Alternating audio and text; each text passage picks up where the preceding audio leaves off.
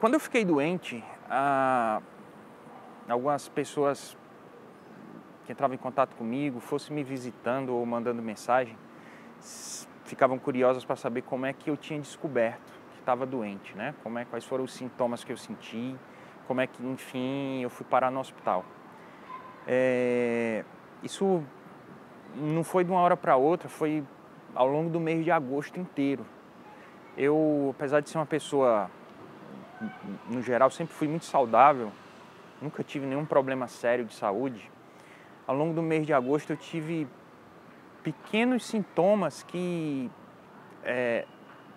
sozinhos eles normalmente não gerariam preocupação nenhuma, mas que estavam se somando e a um ponto em que eu tive que procurar alguns médicos para saber o que estava acontecendo.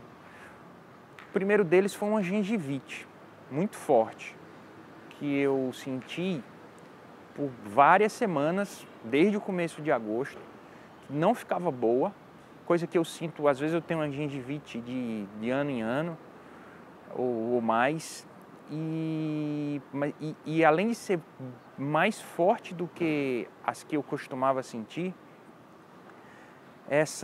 assim, quando eu escovava os dentes, sangrava mais do que em outras oportunidades chegava a sangrar. Apesar disso também não ser um problema, porque os próprios médicos dizem que para curar a gengivite, os dentistas, né, dizem que para curar a gengivite, você tem que escovar bastante o dente e inclusive se sangrar não tem problema, é assim mesmo, faz parte. Mas não ficava bom. Somado a isso, mais ou menos em meados de agosto, apareceu uma inflamação na ponta do nariz, como se fosse uma espinha ou um pelo encravado, que também não ficava boa, não desaparecia. E além disso, também uma dor de garganta, não era propriamente uma dor forte de garganta, mas um incômodo na garganta, mais especificamente na laringe, já por aqui, que durou vários dias e isso também não era comum. Nada disso individualmente me incomodava ao ponto de eu ter que mudar minha rotina, ou parar de trabalhar, parar de viajar, ou seguir meu dia a dia. Mas quando foi no dia do encerramento das Olimpíadas, né, como eu falei no vídeo de abertura dessa série que a gente está gravando, eu fui dormir muito mole, com tudo muito ruim, a boca doendo por causa da gengivite, a inflamação no nariz também doendo bastante e a garganta incomodando muito e eu estava com um pouco de febre. Eu lembro de até ter pensado assim, rapaz, eu só posso estar ficando velho mesmo, porque tô todo lascado. E no outro dia eu disse, não, vou começar a procurar os médicos para me tratar, porque essa coisa não passa. E isso foi num domingo, né, à noite, dormi mal, domingo para segunda, e na segunda fui ao dentista fazer uma limpeza nos dentes para ver se melhorava a questão da gengivite. Fiz, melhorou de um dia para o outro, já de segunda para terça começou a melhorar bastante. Na terça-feira fui no médico dermatologista pela manhã que viu a minha inflamação no nariz e passou um antibiótico, disse que também não era nada demais. E eu comecei a passar o antibiótico e também começou a melhorar. E na terça-feira à tarde eu fui no otorrino, Dr. Flávio Sidu, que é um médico que nos acompanha, acompanha a família já há um bom tempo. E ele examinou minha garganta e disse, Daniel, não tem nada aqui na parte que dá para ver a olho nu, né? Vamos dizer assim. Mas como você está se queixando, vamos fazer uma laringoscopia. E assim foi feito, né? Eu tomei o anestésico e ele colocou a câmera, né, para ver como é que estava mais para dentro. E ele constatou uma inflamação, que lembra até dele ter dito que era possivelmente em razão de algum refluxo ou alguma coisa assim. E ele passou a medicação. Mas ele passou a medicação e assim, de uma certa forma, apesar de ter sido identificado o que eu tinha na garganta, né? Ele disse, Daniel, é muito provável que seja só isso, mas por precaução, faça um hemograma para a gente ver se está tudo normal. E de terça para quarta, nós estamos falando do dia 23 para o dia 24 de agosto, quando eu fui dormir,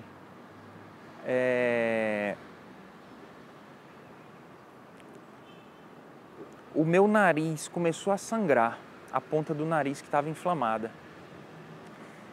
Eu lembro até de estar deitado já, quando eu senti algo escorrendo aqui. E eu imaginei, deve ser coriza, mas eu também não sou de ter coriza. E quando eu passei o dedo aqui que eu olhei, era sangue.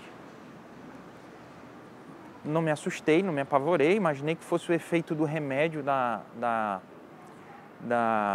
do antibiótico que eu estava passando. Lavei, coloquei em papel, demorou para parar de sangrar, mas parou em determinado momento. E aí eu fui dormir. E dormi até bem. E na quarta-feira amanheci bem melhor. E na quarta pela manhã, fui fazer o exame de sangue. E estava me sentindo já bem nesse dia. 80% da minha disposição já tinha voltado. E quando foi mais ou menos umas 3h30 da tarde, me ligaram do laboratório, onde eu havia feito o exame de sangue. E eu lembro da bioquímica, acho que é isso, da bioquímica-chefe, que estava no telefone, eu atendi, disse, é o senhor Daniel? Eu digo, é. Eu disse, doutor Daniel, é aqui do laboratório Emílio Ribas, e a gente estava precisando falar com o seu médico, porque seu exame de sangue deu muito alterado. E a gente precisa checar com ele, precisa avisá-lo disso. Eu comecei a ficar preocupado, mas o que foi que houve? Ela disse, as plaquetas deram muito baixas. Eu disse, foi, tá certo, espera aí que eu vou passar o telefone dele. E enquanto eu passava o telefone dele, eu perguntei, mas deu baixa quanto? E ela falou, deu 38 mil. E eu tinha uma noção que era uma plaqueta realmente muito baixa, porque eu era doador de plaqueta, doador de sangue de plaqueta. E eu sabia que para você doar plaqueta, você tinha que ter no mínimo 200 mil. E eu comecei a ficar um pouco assustado, né? E ela perguntou, seu Daniel, você está fazendo quimioterapia? E aí eu disse, não estou não, pelo menos ainda não. Aí ela, quando eu conto isso, essa passagem para algumas pessoas, alguns até dizem, mas você... Nossa, mas que grosseria, que susto que a pessoa prega, né? Mas eu fiquei... Eu sou muito grato por ela ter me assustado dessa maneira, porque talvez se ela não tivesse sido tão incisiva na preocupação, seria possível que eu não desse tanta atenção assim, deixasse para outro dia ou alguma coisa do tipo. Mas aí ela ligou para o meu médico, o Dr. Flávio, que em seguida me ligou de volta e me pediu para ir rápido lá para a clínica dele. E chegando lá, eu disse, ele me recebeu, disse, Daniel, é o seguinte, diante do seu hemograma, eu não tenho outra opção a não ser lhe internar, porque você está correndo um sério risco de sangramento. E aí comecei a me assustar, né? Até ali eu já estava pesquisando na internet, Google e tudo mais, eu imaginava que pudesse ser uma dengue hemorrágica, ou um zika, uma chikungunya, ou coisa do tipo, né? E ele disse, vá para o hospital, isso era mais ou menos 5h30 da tarde, para investigar o porquê que você está assim. E aí, quais eram os meus planos? Voltar para o escritório, pegar minhas coisas, ir para casa, tomar um banho, jantar, contar para a mulher, para os filhos e para poder ir embora para o hospital, né? Quem sabe ficar ali um dia, 2,